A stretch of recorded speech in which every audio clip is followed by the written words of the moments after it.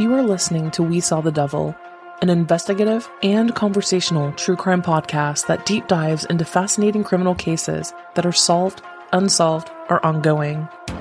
From America's Lori Vallow to Germany's Armin Meiwes, we examine and discuss the world's most shocking cases. If you're enjoying the show, don't forget to follow us online. Check us out at WeSawTheDevil.com and We Saw the Devil on Facebook, Twitter, and Instagram. And don't forget, you can become part of the show by backing us on Patreon.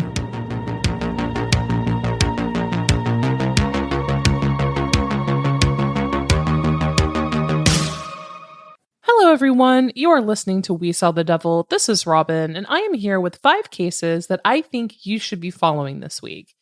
But first, guys, let's talk really quickly about the slap heard around the world. Because I don't know about you, but my Facebook has been basically a battlefield between everyone that I know, myself included. I made a post about it, and I actually ended up unfriending 4 people because it just devolved into a verbal brawl. Yeah, how about Will Smith slapping the shit out of Chris Rock? I could not believe it. I saw it trend on Twitter about an hour and a half after the awards show, and then saw the video from, I believe, the Japanese airing of the Oscars. But absolutely crazy. I haven't seen anything just polarize people as much as Will Smith and Chris Rock have. Full transparency, you know, I operate, and a lot of my friends are in the very far left progressive circles, right? And there are usually some ideals that, you know, are in place, like use your words, not your fists. And I have never seen so many women be like, zero sympathy for Chris Rock. Smack him again. No complaints here. And, you know, others being like, there's no excuse for violence. It just got into racism and ableism and making fun of Jada for having alopecia. Other people coming and being like, that's not a disability. That should be fair game and comedy. I've just never seen something so simple turn into such a massive shit show. Has anyone else seen or had this experience on their social media with family, friends? Please let me know, because the last 24 hours have been absolutely insane. But I digress. Before we get into the cases, guys, let's just get our friendly housekeeping out of the way. You're listening to We Saw the Devil. I'm Robin, and you can find us at WeSawTheDevil.com. And from there, you can find us across all social media, Twitter, Facebook, Instagram, so forth, as well as our Patreon. With our Patreon, for as little as $3 a month, you can financially back the show and get some cool stuff while doing it. Big news on the Patreon front, guys. So many of you may remember Jackie. Well, Jackie is back, and she's actually going to be doing all of the Patreon-only episodes with me. So for those of you who missed her, want her back, she will be alive and kicking on our Patreon. She's actually helping me with mailers and stuff like that, and she's the one who mailed out the stickers, the brand new stickers. So your prayers have been answered. Jackie is back helping with the show. Also, super excited. In a couple days here, I'm going to be talking to our patron, Ylana. She's a pathology assistant, and I love her. If you are an executive producer patron on the show, you have the opportunity to come on the show, like on an episode. And Ylana is the first to do this. And she chose a case in Texas, in Austin, one that's pretty well known. I threw it out on Twitter and, you know, had people guess. No one's guessed it quite yet. But she's going to come on the show, and we're actually going to cover it together. And then also talk about what she does for a living, gross, cool things that she's seen at her job. You know, it's not every day that you get to talk to someone who, like, cuts open tumors and cancers and analyzes things like that. We're going to be covering this case and then talking about really gross, squishy stuff. So really excited to have her on. And for all of you other executive producer patrons, hit me up and let's get your episode scheduled. All right, guys, let's just go ahead and get right into it. This week, I was probably most shocked to hear a name that I haven't heard in a very long time, and that name is Eric Smith. If you guys recall, Eric Smith murdered 4-year-old Derek Roby when he was just 13 years old. Well, he was quietly released from prison last month, and the news just now hit. I assume to let him get released, get sorted, and get planted. But you know how there are some cases you forget about and then they just resurface in the news and you're like, damn, I totally forgot about that. Well, this is definitely one of them for me. So the case of Eric Smith. During the summer of 1993, both 13-year-old Eric Smith and 4-year-old Derek Roby attended the same camp just a block from the Roby household. Even though Eric and Derek lived so close together, they had vastly different life experiences. Derek, at 4 years old, was loved by the entire city of Savona. I mean, he made friends with everyone he met. He would stand on his front lawn and wave to people. He was adorable. Eric, on the other hand, was bullied relentlessly by his peers for having red hair, freckles, and glasses. And to most adults, he had a really foul attitude and he was sullen and just kind of a troublemaker. Well, the morning of August 2nd, 1993, Derek had got ready to go to camp. The camp was just 1 block down the street, 1 block. He didn't even need to cross any other streets. It was literally just 1 block down the street. And it was also the first time that his mother was letting him walk by himself. 5 minutes later, after he walked out the door, he would be dead. Eric Smith saw Derek walking towards the camp. He lured him off of the sidewalk onto a patch of grass halfway between the camp and Derek's home. We're talking about just like half a block. There, he found 2 rocks, 1 small and 1 large. Eric Smith strangled Derek and then bludgeoned him to death with the rocks. He then sexually assaulted the small boy's body with a stick. After Derek was deceased, Eric Smith then went through the young boy's lunchbox. He smashed a banana, poured a box of Kool-Aid over his head, and then removed Derek's sneakers and posed them near the body. An investigation was immediately launched, and no one knew what they were dealing with. Eric Smith, again guys, 13 years old, showed up at the police station and volunteered to help. Everyone who spoke with him recalled him being happy and upbeat, seemingly eager to help. 5 days after Derek was killed, he was buried, and Eric Smith confessed just 2 days later. On August 16th, 1994, Eric Smith was convicted of second-degree murder and sentenced to the maximum term then available for juvenile murderers, a minimum of 9 years to life in prison. Even by the end of the trial, no one knew why Eric had killed Derek. During an interview back in 2004, when Eric was 24 years old, he said that he's glad that he got arrested because he absolutely would have killed again. He said that he felt no remorse killing the child because it felt good to hurt someone else for a change, because he was the one always getting hurt. Now, in 2022, Eric Smith is 42 years old. And he was just released from prison last month on February 1st. He currently resides in Queens, New York, and is engaged to a female pen pal who wrote him during his incarceration. But what do you guys think? Do you believe that he should be given a second chance? Do you think that he should spend the rest of his life in prison for a murder, a heinous murder that he committed at 13 years old? It's just, I hadn't heard that name in so long. If you're into true crime and you watch a lot of documentaries or you do a lot of reading online, you have come across his photo, Eric Smith, as he was sitting in that courtroom. That is a very well-known photo of him. And I hadn't thought about it in a very long time, but like hearing that he had been released after what he did, even just as a child, and then saying that he had no remorse and he would 100% kill again, we're releasing him back into society now? Okay, well, this is going to be interesting. But yeah, he was released last month, and it was just made public this week. Number 2, the staircase. Now, this is going to be something that a lot of you are probably going to be excited about. If Netflix's The Staircase got you and your family members feuding over whether Michael Peterson killed his wife Kathleen, well, HBO Max is also going to test your family relations by making a show about it as well. Creatively called, wait for it, The Staircase. Netflix's documentary series was released in 2004 and directed by Jean-Xavier de Lestrade. It was put together from more than 600 hours of video. Well, HBO is going to be a scripted series starring love of my life, Toni Collette, and Colin Firth. And I mean, wow, amazing cast. And Toni Collette is one of my all-time favorites. However, not to be insensitive, but are we beating a dead horse here? Does there really need to be a second series, even if it is a dramatization of this case? So are you guys going to be watching, or are you staircased out? Heartbreaking news over the weekend out of Orlando. And full transparency, I have been so busy lately that I haven't even been keeping up with national news. I'll check in on the war in Ukraine, usually shed a tear or two, and then go back to something more uplifting. A friend actually sent me the video of this that's been circulating around. And side note, the family has in fact come out and asked that the video not be shared because, let's be honest, who wants a video, their loved one's death, circulating online? I mean, this is like the case of the swimmer in Australia, the man who was horrifically killed by a great white shark like a month or two ago. I mean, the shark literally came out from under him, took him up in the air, came down, and he was in two pieces. Fishermen on the shore actually took out their cell phones. I mean, there's nothing that they could do at that point, right? But they took out their cell phones and they started recording, and you actually see like his torso floating and bobbing in the water and whatnot. And that video went viral.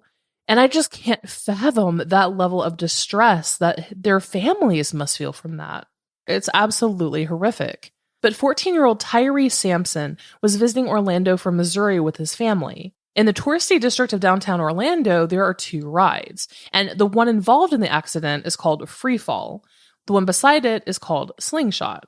Now, Free Fall is a 430-foot tall ride. It's billed as the world's tallest freestanding drop tower, and it just opened at the end of December. Around 11 p.m., Tyree got on the ride, and a non-rider at the bottom of the ride is taking cell phone video of all of this. They were kind of underneath it, like right in front, really good view. Now, before the ride even begins its ascent, you hear riders talking on video about how they think the seat belts are a little sus. They talk about why they aren't making clicking noises, and they say that they don't feel very secure. Now, you don't see Tyree in the video. You just hear the other riders talking. It's from a little bit further over. Now, the ride makes its ascent 430 feet up in the air. It holds, and then it falls down. It makes a stop about halfway down, and then you see someone fall right out of the seat and towards the ground, and you hear the impact. When the ride takes you down, it's a negative G-force. The shoulder clasps are literally there to keep you inside of your seat. That's all that's keeping you in there. Tyree was 6'5" and 320 pounds. And he had actually been turned back and turned around from Slingshot, the other ride. So why was he allowed to get on Free Fall at all? Someone royally fucked up. And leave it to Dolly Parton to always do the right thing. I know that is like a hard flex, right? Dollywood, Dolly Parton, back to horrific, negligible death. But Dollywood here in Tennessee is also an amusement park, and they actually have a ride built by the same manufacturer of Free Fall. And when journalists reached out to them to ask about the weight and size issue, Dollywood said, very matter-of-factly, that the manufacturer itself claims that people of larger statures may not be eligible to ride because of the nature of the restraint systems. Basically, someone Tyree's size would not allow the shoulder clasps to fully come in, click into place, and protect him. In any case, my heart absolutely breaks for this family, everything that they are enduring, and I fully expect charges to be brought against someone. I did see that they got, I believe, Benjamin Crump as their attorney. I mean, leading civil rights attorney, first of all, but also he takes on cases like these. Especially considering Tyree's size and the fact that he was turned away from the other ride, and also that the manufacturer instructs owners and parks that people with large statures should not be eligible to ride. I mean, I honestly think that Tyree's family is going to come out. They lost him. Obviously, he cannot be replaced, but I do believe that they are probably going to win a massive, massive lawsuit. All right, so moving on to number 4. In other news, if you commit a capital crime in South Carolina, you now have the choice of being put to death by firing squad. Yay! South Carolina, like many states in this country, has had difficulty acquiring lethal injection drugs. Rather than, end that pesky death penalty, Democratic State Senator Dick Harpootlian, what a name, a prosecutor turned criminal defense lawyer, introduced a bill that includes a firing squad option. Harpootlian argues that it presented, quote, the least painful execution method available. He said, quote, the death penalty is going to stay the law here for a while. If we're going to have it, it ought to be humane. Now, the death chamber in South Carolina just recently underwent $54,000 in renovations. So you're welcome, taxpayers. It now also includes a metal chair with restraints in the corner of the room. Walking you through this, inmates will now sit there if they choose execution by firing squad. The chair faces a wall with a rectangular opening 15 feet away through which 3 shooters fire their weapons. A hood is placed over the head of the inmate who will be given the opportunity to make one final statement, his last statement. The 3 shooters are all volunteers who are employees of the corrections department, and they will have rifles loaded with live ammunition. And their weapons, when this process begins, will be trained on the inmate's heart. When given the signal, they fire and it's done. Once the heart is turned into pieces, the blood pressure drops in a split second, resulting in immediate unconsciousness and ensuring death due to blood loss. Now, this actually leaves a little room for error. So just how quote-unquote humane this is actually up for debate.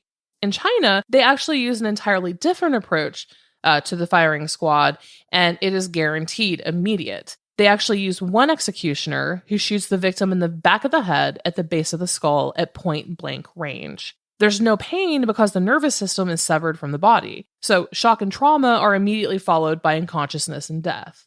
It's all very, very interesting to me. I know that when Brittany's been on the show, pertaining to Lori Vallow, episodes pertaining to Lori Vallow that she and I have discussed and kind of joked around about the death penalty.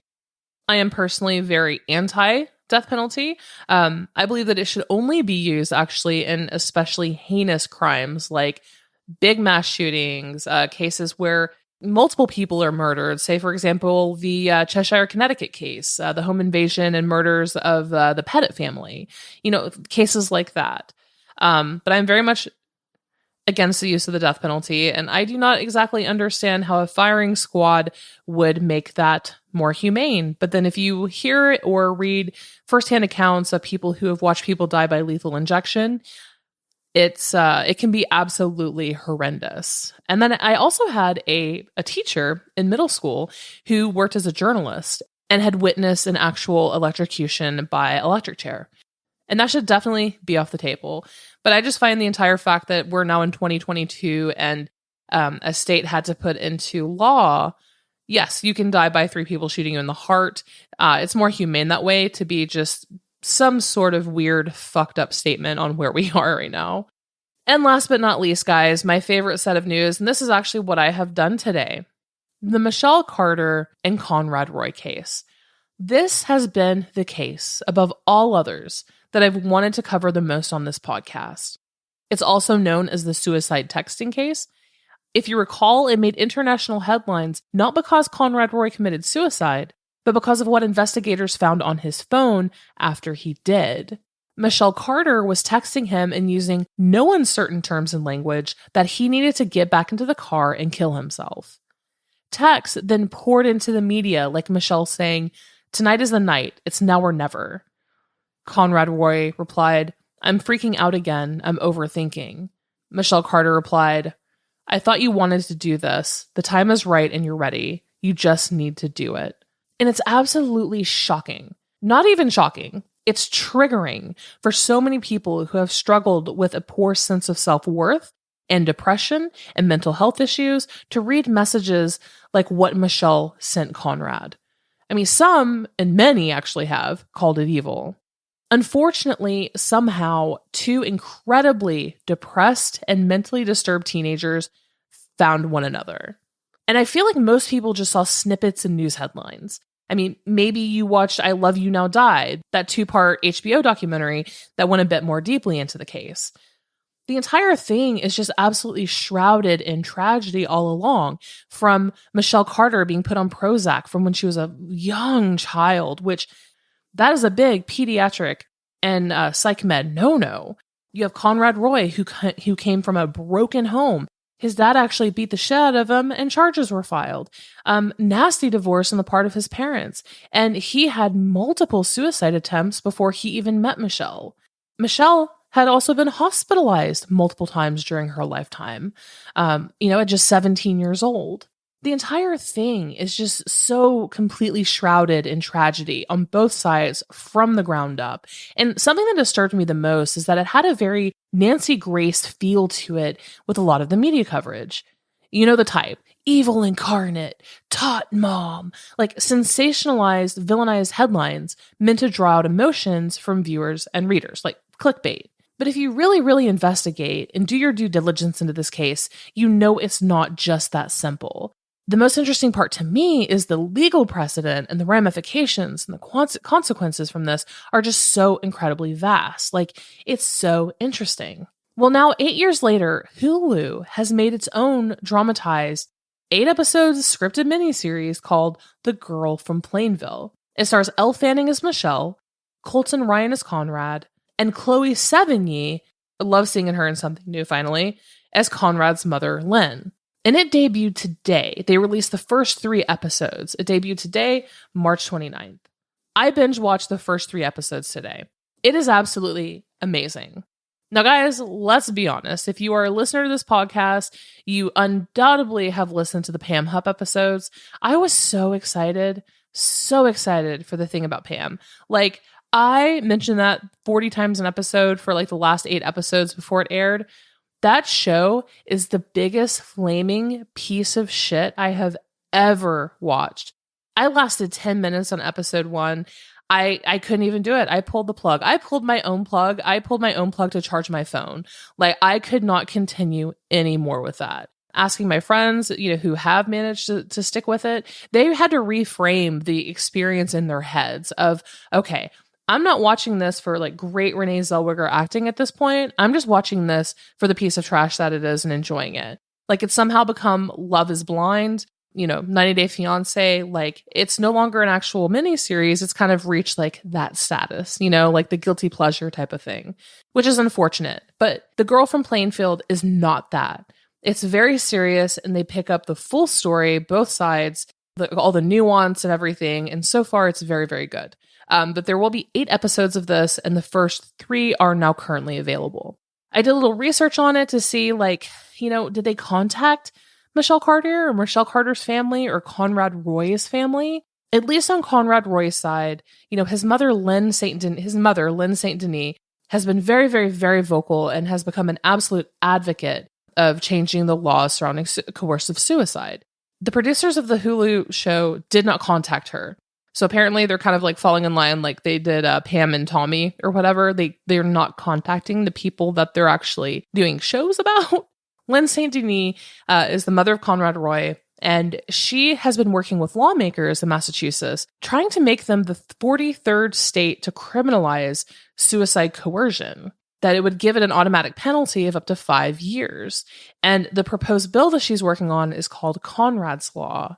Again, the show did not contact her, and I read like one of her statements that she really hopes that, they do shine a spotlight on like what she's doing or do something to make Conrad's memory worth it. That is my recommendation for the week. But that's it, guys. I just wanted to get this quick episode out here. 5 things that I'm interested in this week and share that with you. Coming later this week, I do have that long-promised episode for Lori Vallow and Suzanne Morphew, a state of the case on that, and then also my episode with our beloved patron, Ylana. Again, you can find us at WeSawTheDevil.com, all across social media, and patreon.com/WeSawTheDevil. Until next crime.